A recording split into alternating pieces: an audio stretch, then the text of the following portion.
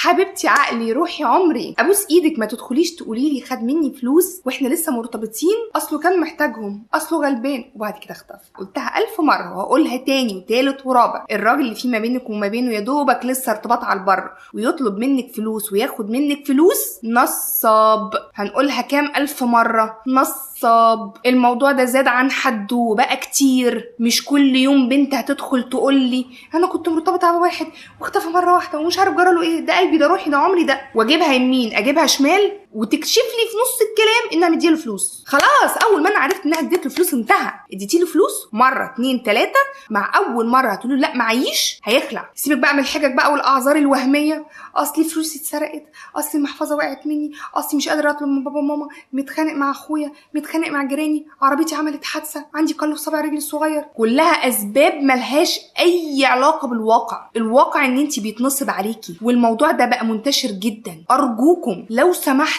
الراجل المحترم اللي بيحبك بجد عمره ما هيطلب منك مليم، وانتي مش مرتبطه بيه، مش مراته.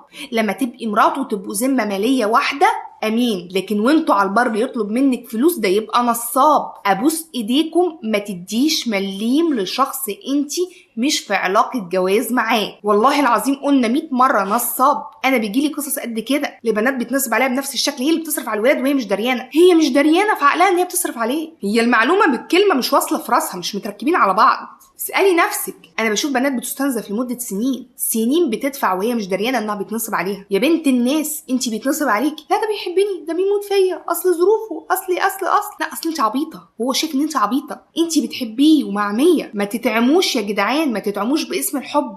هحط لكم تاني في الكومنتات لينك فيديو العريس النصاب ولينك سيناريو اشهر كدبات بيكتبها الرجاله. صحصحوا، ما ينفعش كده. احنا في سنه كام وده بيحصل؟ لاخر مره اهو هقولها تاني، مفيش راجل محترم بياخد من ست مش متجوزها فلوس الا لو شايفها عبيطه وبيستغلها. كانت معكم فيبي انور سيناريستايه، يومكم سعيد.